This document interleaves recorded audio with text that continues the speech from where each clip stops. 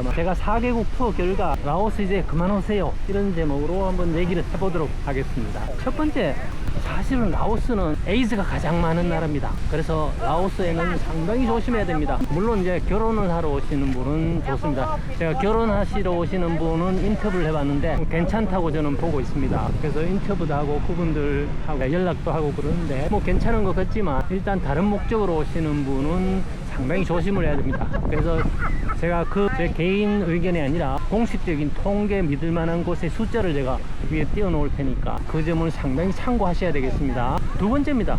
치안이 상당히 좋다고 하는데 저는 조금 다른 각도로 보고 있습니다. 치안이라는 것은 물론 강력 범죄도 있지만 여러가지 사고도 여러분들 감안해야 됩니다. 여러가지 사고에는 특히 오토바이나 교통사고 굉장히 많습니다. 왜냐하면 후진국 갈수록 오토바이 사고가 치명적입니다. 그래서 저도 라오스에서 오토바이 사고를 여러 번 받고 그런 걱정을 하는 분을 많이 봤습니다. 그리고 라오스는 사실은 위생 상태가 좋지 않기 때문에 질병에 대한 위험도 상당히 노출되어 있습니다. 그래서 사고를 따지면 전체적으로 따지면 사실은 치안이 좋다고 하지만 사고 전체적인 측면에서 보면은 라오스는 상당히 좋지 않은 그런 여건을 갖고 있습니다. 교통도 사실 굉장히 혼잡하고 사고 다발입니다. 세 번째입니다. 소통이 거의 불가합니다. 물론 우리 옛날 정서를 느끼기에는 좋지만 오히려 소통이 불가하기 때문에 우리가 스스로 잘못 착각하는 게 아닌가 이런 생각이 들 정도입니다. 한국어나 영어 하는 사람 거의 없습니다. 그리고 여러분들 사람이 좋다 그러는데 사람은 물론 좋죠. 좋은 사람은 좋습니다. 하지만 베트남이나 라오스나 뭐 크게 별반 차이 없습니다. 여러분 다 같은 사회주의 국가이고 그렇기 때문에 크게 차이가 없다는 걸 분명히 여러분들 잘 생각하시면 좋겠습니다.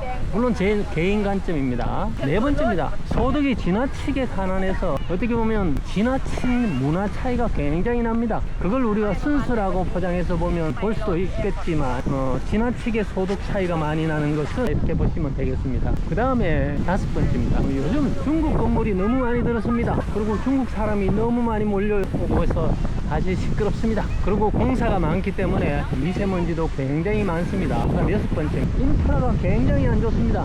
시내만 벗어나면 완전히 깡촌입니다. 비엔티안도 사실 인프라가 엉망입니다. 일곱 번째입니다. 인프라가 어느 정도 엉망이냐면 주택은 사실 다낭이나 태국에 비해서 가격이 1.5배입니다. 근데 가성비로 따지면 2배 비쌉니다. 제가 태국에 와서 깜짝 놀란 게 호텔이나 이런 아파트 숙소가 굉장히 싸면서 한국 정도의 컨디션이 좋은 그런 콘도나 아파트가 가격이 사실 저렴했습니다. 라오스보다 가성비로 따지면 1.5배에서 그건 2배로 저는 그렇게 보고 있습니다. 사실은 가장 중요한 게 우리가 건강의 수면인데 수면은 주거 환경이 좌우합니다. 그래서 라오스는 굉장히 열악한 주거 환경을 가지고 있고 우리가 건강에 아주 안 좋다 이렇게 생각하시면 되겠습니다. 그 다음에 여덟 번째입니다. 어느 정도 인프라가 엉망이냐면 제가 카드로 돈을 뽑다가 그 ATM 기기가 제 카드에서 나온 돈을 먹었습니다. 그 돈을 먹었는데 불구하고 은행에 가서 제가 찾으러 갔더니만 물러주지 않았습니다. 그래서 제가 막 따지고 그랬더니만 파일을 꺼내는데 그런 파일이 1월인데 불구하고 한 수십 장이 있었습니다. 1월 말이었습니다. 그러면 1년에는 수백 건이 발생한다는 얘기지 않겠어요? 그래서 그런 사고 있음에도 불구하고 고치지 않고 고의로 저같이 열심히 쫓아다니는 사람 외에는 그런 은행 사고도 방치하고 그렇게 보시면 되겠습니다.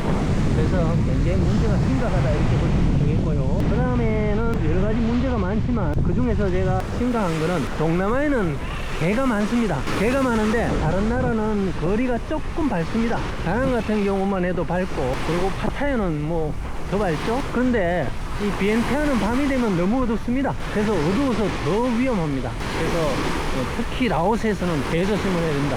제가 다른 곳에서 개를 사실 겁이 나서 피하고 도망다니고 한 적은 있는데 직접 싸운 거는 라오스입니다. 그 정도로 라오스가 개가 더 위험하다 이렇게 보시면 되겠습니다. 그 다음에 이제 열 번째로 여러분들 분산용입니다. 분산용이 사다는데 사실 정보나 이런 기회비용을 따지면 유흥비용이 훨씬 비쌉니다. 저는 그렇게 봅니다. 전부 분산되어 있고 안전에도 약간의 문제가 있고 이런 것들 따지면 오히려 저는 기회비용 따지면 어떤 분에게는 비쌀 수도 있다. 물론 아주 전문적으로 유흥하시는 분은 쌀 수도 있습니다. 그래서 기회비용을 따지면 집중되어 있는 유흥은 상당히 안전하고 그리고 휴유증이 없다. 근데 이런 분산용 휴유증이 일어날 확률이 상대적으로 높다는 걸 여러분들 분명히 아시고 하셔야 됩니다. 제가 첫 번째 그런 에이즈 통계를 보여드린 것도 바로 그런 맥락입니다. 그 다음 11번째입니다. 물과 음식은 소득의 비량. 여러분들 비엔티안에서 아프면 전부 어디 가는지 아세요? 다 태국 갑니다. 그것도 태국 우돈타니 갑니다. 우돈타니는 태국의 아주 중소도시입니다. 태국의 중소도시에 갈 정도로 이렇게 비엔티안은 상당히 그 환경이 열악합니다. 그래서 위생 상태도 좋지 않고 특히 물과 음식은 위험에 치명적입니다. 그래서 상당히 조심하셔야 된다. 그 다음에 12번째입니다. 공산품이나 오토바이 렌트비가 사실 소득 수준도 낮고 물가가 뭐 싸다고 얘기하는데 그렇지 않습니다. 값도 비쌉니다. 값도 싸다는데 제가 로컬 수준은 4개국 필리핀, 베트남, 태국, 라오스 로컬 수준은 거의 생활비가 비슷합니다. 근데 오히려 비엔티안은 오히려 같거나 비싸다 이렇게 보시면 되겠습니다. 그 다음 13번째입니다. 평균 수명이 한국보다 24세 정도입니다. 4개국 중 라오스가 가장 평균 수명이 적습니다. 그러면 24세 평균 수명이 차이 난다는 얘기는 여러분들이 만약 여기 오시면 어떻게 하셔야 되겠습니까? 여러분들 24세 차이 나는 사람들하고 만나야 됩니다. 그러면 결국 30살 차이 나는 사람하고 만나야 되는데 그 말이 잘 안 되죠, 그죠? 물론 말이 안 되는 거는 없지만 그래서 여러분들이 그런 것들을 상당히 감안하셔야 됩니다. 그 정도로 평균 수명의 차이는 우리 여러가지 문화에 치명적이라는 것을 알아야 됩니다. 그 다음 14번째입니다. 이렇게 라오스가 그래도 좋다는 분은 혹시 정보 부족이 아닐까요? 경험 부족? 그래서 파타야나 우돈타니 가서 일주일만 살아보십시오. 아마 라오스 오라오라 병은 해결될 것 같습니다. 그래서 라오스에 계속 방문하시는 분은 우돈타니나 파타야 인근입니다. 우돈타니는 비엔티안에서 2시간이면 그냥 버스 타고 갑니다. 버스비도 5,000원밖에 안 듭니다. 가서 며칠만 있으면 내가 라오스에 대한 지나치는 환상을 가졌구나 이렇게만 느낄 수 있습니다. 저는 비엔티안보다 라오스가 훨씬 가성비가 좋고 안전한 그런 장소라고 제가 또 말씀을 드렸습니다. 그 다음 15번째 비자 문제입니다. 태국은 90일입니다. 베트남 45일입니다. 라오스 30일입니다. 비자 굉장히 귀찮습니다. 물론 뭐 가까운 데 가서 태국으로 넘어갔다 오면 되지만 그거 귀찮습니다. 그 다음에 16번째입니다. 공산주의 사회주의 국가가 가지는 뭔가 싸한 느낌이 있습니다. 이런 뭔가 벽치기 하는 것 같은 그런 느낌을 아마 가지는 것은 전 유물사관을 배우면서 이 사람들은 사람이 물질이다 이런 사상을 주입받고 교육받고 삽니다. 그래서 우리하고 전혀 다른 생각 체계를 갖고 있고 그래서 특히 이 정조관념에 대해서도 사람이 물질이라고 생각하는 그런 관념을 갖고 있기 때문에 정조관념이 희망한 게 전혀 문제가 될 것 없다 이런 생각을 합니다.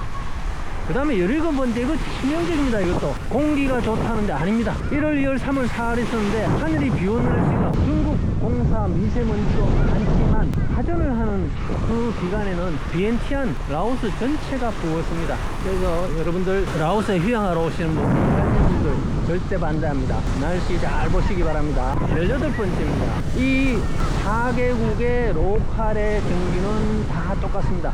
100만원이면 로컬에서 충분히 여유롭게 살 수 있습니다. 그러면 그 중에 여러분들 가장 인프라가 좋은 나라를 택해야 됩니다. 인프라가 가장 좋고 관광 대국인 어느 나라가 가장 좋을 것 같습니까? 여러분들 다낭, 베트남 아닙니다. 라오스, 비엔티안 절대 아닙니다. 바로 파타야입니다. 파타야는 정말 관광 대국 서양 할배들이 왜 여기에 택했겠습니까? 다 그만한 이유가 있습니다.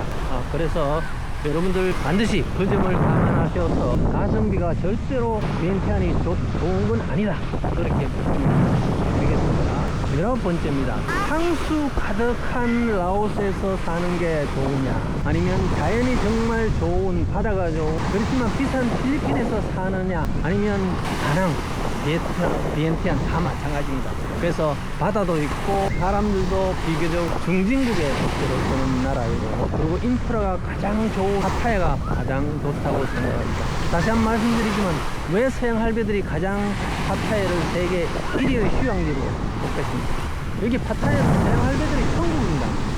지금은 인도에서도 굉장히 몰려있고 심지어 아랍인들까지 있습니다. 그리고 러시아인들이 요즘 정말 많이 늘었습니다. 그래서 그 사람들이 다 이렇게 추산을 계산하고 그래서 우리 지나치 정보 부족으로 인해서 너무 필리핀 오라오라빙 사실 필리핀 굉장히 비쌉니다. 제가 4달 다녀봤습니다. 그리고 라오스 어떻게 보면 인프라 정말 엉망입니다. 그리고 주거 환경은 4개국 중에서 그냥 단연코 꼴찌입니다. 위생 상태 4개국 중에 가장 안 좋습니다. 그래서 그런 것들을 감안하시고 향수가 들어간 지저분한 곳에서 사실랍니까? 아니면 전통적으로 역사적으로 많은 사람들이 선택한 팟타이를 선택하십니까? 그건 여러분들의 몫입니다. 그다음 마지막 말씀드리겠습니다. 제가 사실은 그동안 영상 서너 개 얘기해서 라오스 장점만 얘기해서 댓글에 공격을 많이 받았는데 이번엔 단점을 얘기를 했습니다. 물론 단점도 이렇게 또 너무 단점만 얘기했다고 얘기를 하시면 좀 곤란해요.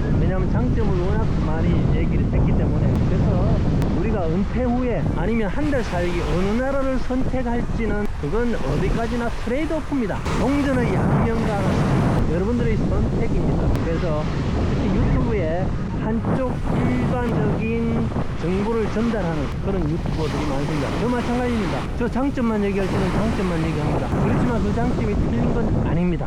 그렇지만 단점도 저같이 이렇게 신랄하게 얘기할 수 있는 그런 정보를 많이 참조하시면 좋겠습니다. 그래서 저는 이 영상이 첫 번째는 제가 지나치게 라오스의 장점만 얘기한 데에 대한 미안함과 두 번째는 지나치게 라오스의 여러가지 인프라나 여건에 비해서 과대 선전돼서 필요 이상의 사람들이 많이 몰려와서 비엔텐의 주택값이 안 그래도 더 비싸게 오르는 것을 보고 제가 이렇게 바타야에 와서 한번 찍어봤습니다. 여기 뒤에 이렇게 호텔이나 아파트가 있는데 여러분들 얼마일 것 같습니까? 제가 해온 데는 뭐 비싼 거는 뭐 몇십억 하더라고요. 근데 여기 한 2만 바트 주면 됩니다. 그리고 좀 더 나가면 10,000바트 면 됩니다. 아마 저런 쪽이 아마 2, 3만 바트면 될 것 같아요. 2, 3만 바트면 얼마입니까? 대간이 30만 원이면 이 해변가에 좋은 환경에 살 수가 있습니다. 지금 사실 안 보여서 그런데 사람들이 굉장히 많습니다.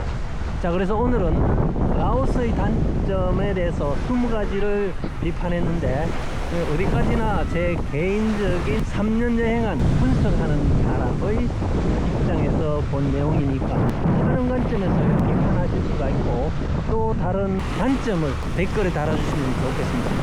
또 다른 장점은 제가 장점 얘기할 때 달아주시면 좋겠고 여기는 단점만 다루기 위한 단점만을 얘기해 주시면 좋겠습니다. 앞으로 제가 몸 컨디션이 회복됐으니까 종종 파타에서 뵙고 곧 라오스 그 다음에 다낭 그리고 필리핀 마닐라 해서 연말까지 쭉 다닐 예정입니다. 다음에 좀 더 정제된 모습으로 여러분들 보도록 하겠습니다. 구독과 좋아요는 사랑입니다.